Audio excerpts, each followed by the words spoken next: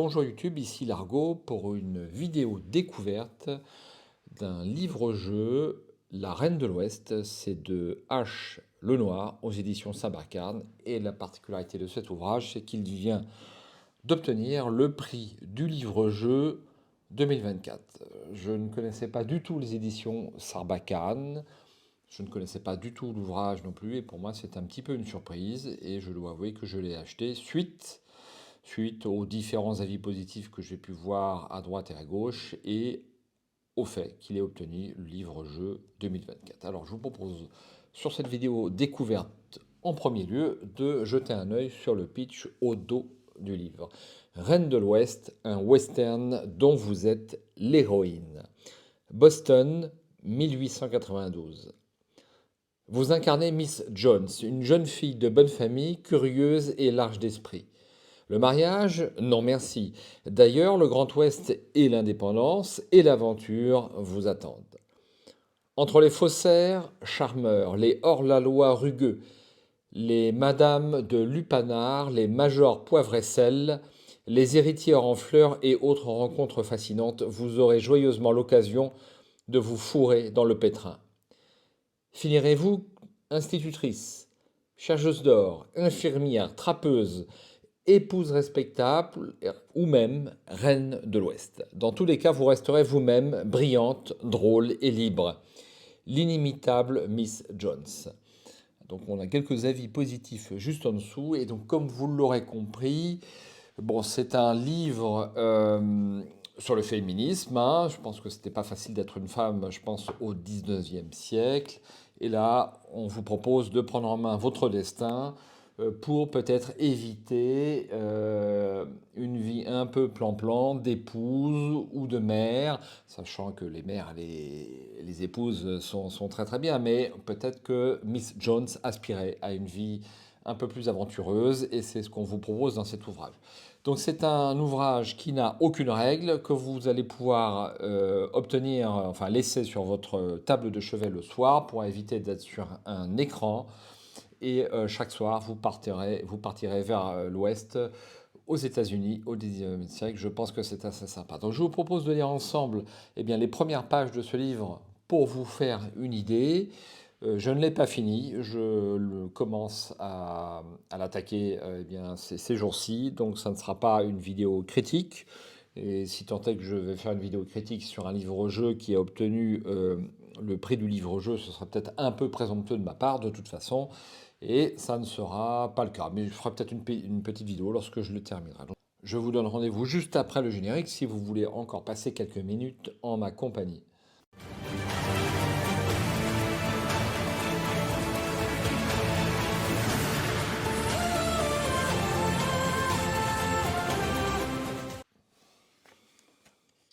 Reine de l'Ouest. C'est une autrice que je ne connaissais pas du tout. Je ne sais pas si les autres livres qui sont indiqués ici sont des livres-jeux. Ça m'étonnerait, mais je vérifierai peut-être et je vous le mettrai au montage. En tout cas, j'ai d'ores et déjà lu les premières pages. C'est une autrice qui a fait de l'auto-édition, mais ça me paraît très professionnel. Hein. Je préfère vous le dire par avance si vous aviez un doute là-dessus. À toutes les neuroqueers qui aiment les pirates, les vampires et les cow-boys. Cet ouvrage contient des métaphores parfaitement ridicules ainsi que des scènes explicites, parfois les deux en même temps. Le lecteur ou la lectrice est considéré comme averti. Toute ressemblance avec des personnages préexistants ne sera que le fruit d'une surabondance de clichés. Bonne aventure. Attention, ce livre, il me semble, est interdit au moins de 16 ans. Voilà, 16 ans et plus, c'est marqué ici, c'est assez rare, donc bon, ça me paraît quand même tout à fait raisonnable. Hein. Donc vous avez un petit carnet de voyage avec toutes les relations que vous allez pouvoir obtenir durant le livre et puis les carrières que vous allez pouvoir faire. Donc je suppose que le but du jeu, c'est d'obtenir l'ensemble des fins possibles, donc il y en a beaucoup. C'est un livre qui fait environ, hein, je dis bien environ, 170 paragraphes, avec des paragraphes très très épais. C'est-à-dire que chaque choix va vous emporter peut-être pour dans une direction vraiment très déterminée et c'est pas des scènes d'action, je dirais, à la loup solitaire, des cris coup d'épée par coup d'épée, hein. On en est fort loin. Alors, ben voici, pas de feuille d'aventure, pas de règles, rien, c'est vraiment très simple et c'est très fluide et ça paraît sympa. Boston, Massachusetts, juin 1892. Monsieur Frimousse, non, le chat de votre tante vient de s'enfuir par la fenêtre. Ramassant vos jupes, vous vous précipitez sur la terrasse pour vous lancer à sa poursuite. Si elle la prend, pire, s'il arrive quoi que ce soit à son précieux siamois, vous êtes morte. Vous voyez la sale bête filer à travers la pelouse. Réprimant un juron, une lady ne se permettrait pas un tel langage, vous lui courez après. À cette heure-ci, les rues de Boston sont remplies de calèches et de chevaux, tout autant de pièges mortels pour la créature qui, soyons honnêtes, est l'une des plus stupides que vous ayez connues. Et vous vivez avec vos trois cousins qui sont persuadés qu'un coussin péteur constitue le summum de l'humour. Vous savez de quoi vous parlez. Monsieur Frémousse, reviens ici. Le chat se fige, perché sur le muret du jardin. Il vous fixe de ses yeux blanchis par la cataracte et vous savez qu'il va ruiner votre après-midi. En effet, il saute de l'autre côté. Non. Vous rentrez la tête dans les épaules tandis que retentissent des hennissements, un fracas de roues qui s'entrechoquent, des cris violents et le vacarme d'un chargement d'objets métalliques qui s'écroulent sur le trottoir. En catimini, vous risquez un coup d'œil par-dessus le muret. La rue est un champ de bataille. Une charrette s'est renversée et plusieurs centaines de casseroles roulent en tous sens. Monsieur Frimousse se lèche paisiblement les coussinets, assis au milieu des décombres. Monsieur Frimousse, sifflez-vous dans un chuchotis furieux. Le chat, imperturbable, s'accroupit pour uriner sur une marmite. Vous vous frappez le fond. Une foule de badauds s'attroupe. Le conducteur de la charrette se dispute avec le cocher de la riche voiture qui l'a percuté. Vous fermez les yeux au supplice. C'est le coupé de M. Spencer, l'associé de votre oncle. Il doit être sur le point de lui rendre visite. Vous franchissez le portail et, d'un air innocent, vous vous faufilez parmi les curieux. Avec un peu de chance, vous pourrez récupérer M. Frimousse avant que quiconque ne s'en aperçoive. Vous êtes équipé. Vous sortez un morceau de papier huilé de votre poche et vous en déballez la sardine que vous gardez pour de telles occasions. Depuis 12 ans que vous partagez la vie de M. Frimousse, vous avez trop de fois frôlé la catastrophe. Viens ici, saleté. Gentil petit chat. M. Frimousse, soudain paniqué, pousse un miaulement pitoyable. Vous jouez des épaules pour l'atteindre. Le marchand et le cocher s'enguirlandent toujours, au grand plaisir des passants qui prennent des paris sur l'issue de l'altercation. Vous y êtes presque. Vous tendez la main, effleurez le doux pelage à moitié pelé. Tiens, tiens, Miss Jones. Harold Spencer, aussi grand que large, se dresse devant vous. Appuyé sur sa canne, il vous dévisage en fronçant ses gros sourcils broussailleux, comme si vous n'étiez qu'une écolière désobéissante.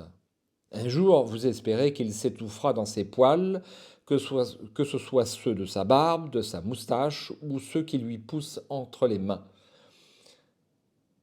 C'est l'un des rares sujets sur lesquels vous êtes d'accord avec Weston, Wilford et Wilfrid, vos cousins.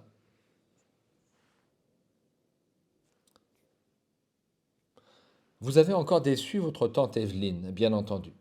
Je ne comprends pas, mon enfant. Vous aviez la simple tâche de garder un œil sur ce pauvre monsieur Frimousse, qui possède à peine la force de marcher. Monsieur Frimousse est une engeance du démon, corrigez-vous pour vous-même. Franchement, je ne sais plus que faire de vous. Monsieur Spencer, savez-vous que faire de cette jeune fille demande-t-elle d'un ton dramatique. Hélas, non, chère Mrs. Williamson, répond-il d'un ton sévère. Vous prenez un air contrit. Je suis navré, ma tante. Quelqu'un avait laissé la fenêtre entr'ouverte. Elle agite la main d'un air épuisé. Votre tante Evelyne est une femme d'une quarantaine d'années, encore très belle, mais perpétuellement lasse, lasse, lasse. Votre oncle, Williamson, est un homme d'affaires. C'est à peu près tout ce que vous savez de lui. Il aime parler d'affaires, discuter d'affaires et gérer ses affaires. Quelles affaires? Vous n'en avez aucune idée. Peut-être des mitrailleuses Gatling ou peut-être des canards en caoutchouc. La pauvre petite est orpheline, vous savez. Monsieur Spencer lève discrètement les yeux au plafond. Votre tante a dû le raconter 1000 fois, sans doute chaque fois que vous vous êtes croisés. Vous le plaignez presque. J'ai fait tout ce que j'ai pu pour l'élever, mais... Elle soupire d'un air douloureux. Vous baissez les yeux avec une expression honteuse et reconnaissante. Votre ventre gargouille. Vous vous demandez s'il reste de la tarte aux pommes aux cuisines ou une part de cake aux fruits. Du cake. La laisser gagner sa vie par elle-même, forger son caractère, se confronter aux difficultés de l'existence, tout à votre rêverie culinaire, vous ne suivez que vaguement la conversation. Il est question d'envoyer quelqu'un par-delà le grand monde, afin qu'il ou elle prenne ses responsabilités. Oh, vous vous rendez compte qu'on parle de vous. Vous voulez me renvoyer? Bredouillez-vous.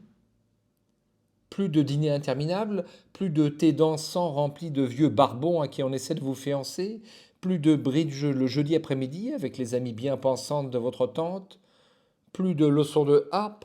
Dieu, vous haïssez la harpe. Plus de monsieur Frimousse. Votre tante se redresse dans son sofa de velours bleu-azur. Voyons, mon enfant, on ne renvoie pas sa famille, dit-elle d'un ton amusé. Non, nous allons seulement. Vous trouvez votre situation convenable?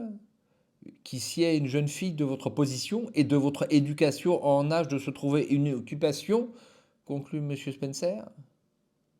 Le visage de votre tante s'éclaire. Voilà.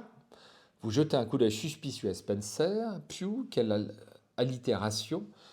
Vous êtes certaine qu'il essaie de marier sa fille. Winifred à Winston, ou peut-être à Wilford. Wilfrid, que vous détestez un peu moins que les autres, semble échapper à ses ambitions.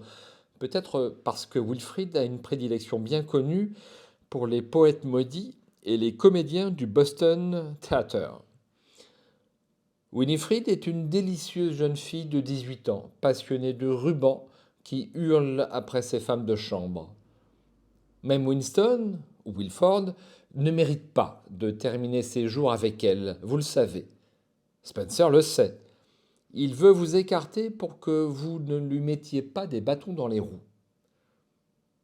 Vous échangez un regard noir. Spencer sourit, il susurre. Sinon, j'ai rencontré peut-être un parti qui pourrait... D'accord, vous écriez-vous. Diantre, il a joué sur votre point faible. Vous ne voulez pas vous marier. Pas avant longtemps, en tout cas. Ce n'est pas que l'idée vous répugne, mais vous n'êtes pas prête à sacrifier votre jeunesse pour un homme dont vous élèverez les enfants, tandis qu'il fera des choses bien plus intéressantes que du point de croix ou de la confection de bouquets. Vous voulez vivre, que diable! Vous n'avez jamais travaillé de votre vie, du moins pour gagner de l'argent. Mais si cela permettait d'acquérir un peu d'indépendance, je pense que vous avez raison, ma tante, dites-vous avec humilité. Elle se rengorge en agitant son éventail de soie. Monsieur Spencer lève de nouveau les yeux au ciel. Vous lui faites un rictus narquois. Le sourire de votre tante s'efface. Certes, mais où allons-nous l'envoyer? J'ai une idée, dit précipitamment Spencer. Les mains sagement croisées sur vos genoux, vous les laissez discuter de votre sort. Après tout, une fois que vous aurez échappé à leur emprise, vous serez libre de n'en faire qu'à votre tête. Enfin, vous allez explorer le vaste monde. Vous n'avez aucune fortune, aucune expérience en quelque domaine que ce soit, mais vous possédez un avantage considérable. le sentiment que rien ne pourrait être pire que votre vie chez les Williamson de Boston. Vous n'êtes pas trop bête non plus, estimez-vous avec modestie. Ce n'est pas que vos cousins vous traitent mal. Néanmoins, à leurs yeux, vous n'êtes que la parente pauvre qu'ils espèrent voir faire un mariage convenable, comprendre ennuyeux, afin de se débarrasser de vous d'une façon que la société jugera honorable. Il y a plus amusant comme vie. Spencer sort une lettre de sa poche. Une de ses connaissances, un certain Monsieur Harrington, lui annonce que sa ville, Cottonwood, dans le Nebraska, recherche une institutrice pour prendre en main l'éducation de leur nouvelle génération. Vous êtes aussitôt méfiante. Qui irait habiter dans le Nebraska? Mais c'est une piste intéressante, admettez-vous. Vous vous entendez bien avec les enfants du voisinage que vous soudoyez en caramel, mou pour qu'ils retrouvent Monsieur Frimousse quand vous le laissez échapper. Oh, ce serait parfait, s'extasie votre tante. Mon enfant, je vous imagine tout à fait transmettre à ces charmants bambins votre passion pour... Elle s'arrête, confuse. Vous aimez les inventions révolutionnaires dont on parle dans les journaux, les romans d'aventure à dessous et, quand vous pouvez mettre la main dessus, les pamphlets dépravés et scandaleux que Winston, Wilford et Wilfrid s'échangent à la sauvette, surtout ceux d'un genre particulier de Wilfrid. Vous les trouvez hilarants. Bref, ce n'est pas le genre de sujet que vous abordez avec votre tante. Enfin, continue-t-elle sans se démonter, je suis certaine que vous saurez leur communiquer votre enthousiasme pour les choses de l'esprit. Certes. Oh, je vais annoncer la bonne nouvelle à William, s'écrie-t-elle. Il sera si content. Vous êtes persuadé que votre oncle a oublié une fois de plus qu'il abritait une nièce orpheline dans sa maison. Mais vous hochez la tête en souriant. Le lendemain après-midi, vous vous promenez dans le square avec Constance, votre meilleure amie. Vos cousins désapprouvent cette amitié. Constance Redberry n'est que fille de médecin, mais elle est le rayon de soleil qui illumine vos mornes semaines. Partir vers l'ouest piaille-t-elle. Elle toussote. Pardon, j'ai été surprise. C'est soudain, convenez-vous, mais pourquoi pas? Vous écartez les mains devant vous, dessinant un tableau imaginaire. Le grand ouest sauvage, ses prairies, ses montagnes, ses indiens, ses cow-boys, propose Constance. Vous échangez un regard conspirateur. Oh oui, ces cow-boys virils aux mains rugueuses et au cœur tendre. Votre regard se fait brumeux. Vous n'êtes pas une oie blanche. Vous avez déjà fricoté avec le garçon laitier et le jeune lord Gritwood lors de son passage dans les colonies. Vous priez pour que votre tante ne le découvre jamais. Elle serait folle d'apprendre que vous avez refusé sa demande en mariage. Vous n'épouvez rien, il avait les mains qui sentaient le chou-fleur. Et le frère de Constance, quand vous étiez plus jeune. Mais Andrew Redberry, est un jeune homme sérieux qui ne pense qu'à sa carrière de praticien et vous n'imaginez pas un avenir avec lui, aussi charmant soit-il. Vous vous ébrouez. Constance, ce n'est pas le sujet du jour. Le sujet, c'est que je suis désormais une jeune femme indépendante, à la recherche d'une ou plusieurs opportunités. Si je ne trouve rien d'autre, institutrice dans le Nebraska, pourquoi pas?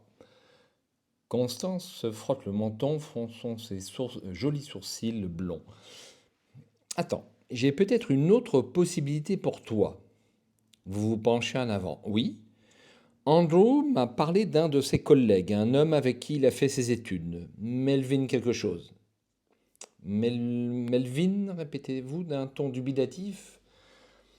Il s'est installé très loin vers l'ouest, dans le Montana, un endroit comme ça. Vous vous prenez à rêver. Le nord-ouest, ces montagnes sauvages, ces lacs, ces glaciers. Y a-t-il des glaciers dans le nord-ouest? Vous n'en savez rien, mais l'idée est tout aussi séduisante que les grandes prairies du Nebraska. Oh, vous êtes assoiffé d'aventure et d'air pur. Après tout, que risqueriez-vous là-bas? Des poux peut-être? Et des ours? Et la famine? Et donc, demandez-vous? Dans sa dernière lettre, il disait qu'il cherchait de l'aide, une infirmière ou une assistante. Il a l'air d'avoir beaucoup de patients. Infirmière, une carrière dans le noble art de la médecine. Vous vous imaginez soignant d'angéliques malades avec la patience et le dévouement d'une sainte. Vous baigneriez leur front fiévreux d'un chiffon humide et ils vous remercieraient d'une voix tremblante, serrant vos mains de leurs doigts poisseux de glaire. Vous faites la grimace. Je ne sais pas, dites-vous. Oh, allez, il a notre âge, je suis sûr qu'il te laisserait faire ce qui te chante. Le regard de Constance se fait rêveur. J'aimerais bien partir à ta place. Vous réprimez un reniflement moqueur. La mère de Constance est un dragon qui ne laissera sa fille quitter la maison familiale qu'une fois l'alliance au doigt. Même Andrew est aimablement prié de rentrer avant 20 heures, patient mourant ou pas. Demande l'adresse à Andrew, dites-vous finalement. Je verrai bien. C'est le grand jour. Vous avez fait vos adieux à vos amis, glissé 3 hérissons dans les lits de vos cousins, puis vous êtes parti pour la gare avec votre tante. Toutes vos maigres possessions terrestres tiennent dans votre sac en tapisserie. 4 robes, des sous-vêtements, quelques affaires de toilette et autant de livres que vous avez pu en emporter. Vous voici sur le quai du train qui vous emmènera à Omaha. Et de là, qui sait où? Le Nebraska? Le Montana? Vous n'avez pas encore décidé. La bouche niaisement ouverte, vous admirez la locomotive noire qui laisse échapper un sifflement de vapeur. Vous frémissez d'excitation. Le quai est bondé de gens passionnants et aventureux, comme vous. Votre tante se tamponne les yeux. Oh mon enfant, comme je regrette de vous infliger ce sort. Vous hochez distraitement la tête. Mais c'est pour votre bien. Je sais, tante Evelyne. Elle vous embrasse à 3 pouces de chaque joue. Promettez-moi de nous écrire.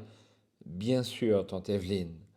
Vous n'avez qu'une envie, monter à bord d'une des voitures rutilantes, vous installer sur une luxueuse banquette de velours et hurler de joie. Vous revenez sur Terre quand votre tante vous colle quelque chose dans la main. De l'argent, une trentaine de dollars, c'est une somme. Votre cœur se serre et vous la prenez dans vos bras. Oh, merci, prenez soin de vous, ma tante. Elle vous caresse la joue. Chut, mon enfant, allez, montez.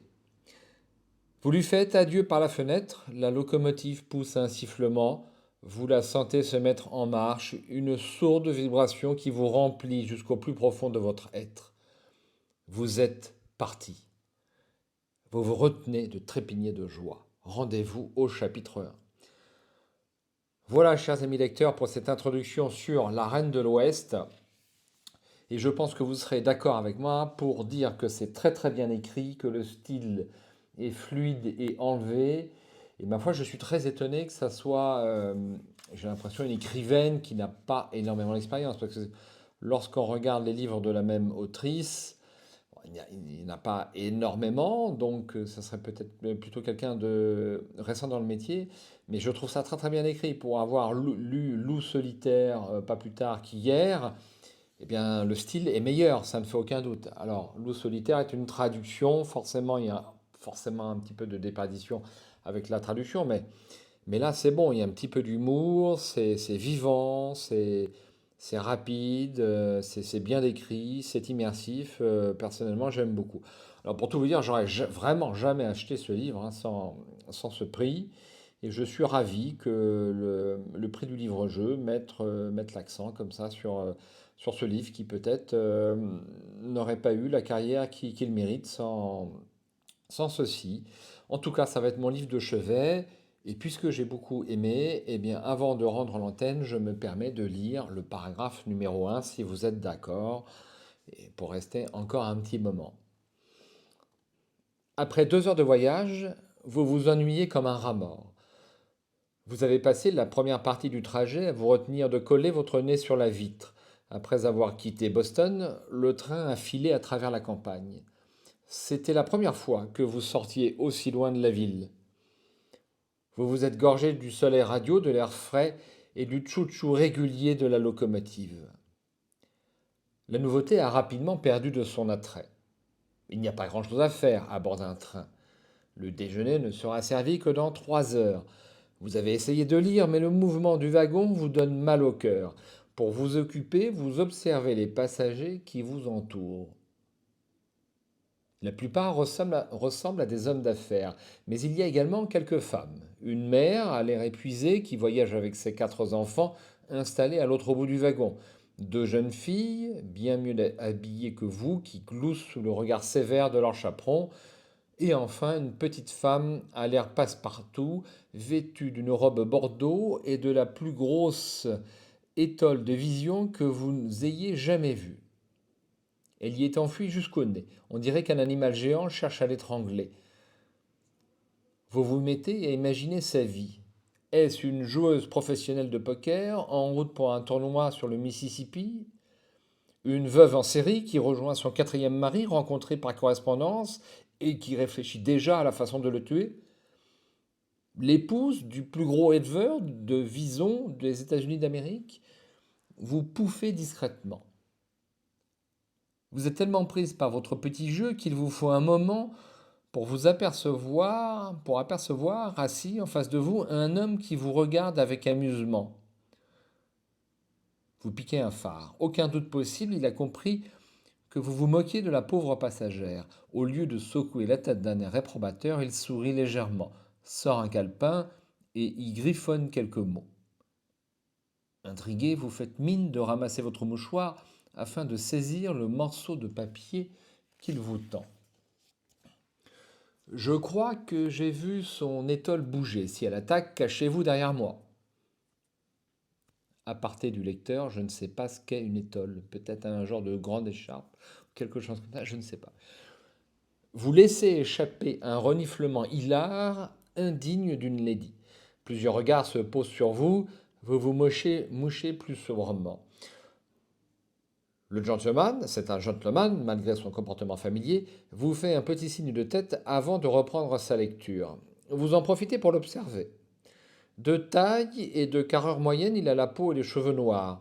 Son visage imberbe est noble et séduisant comme celui d'un héros romantique ou d'un sénateur.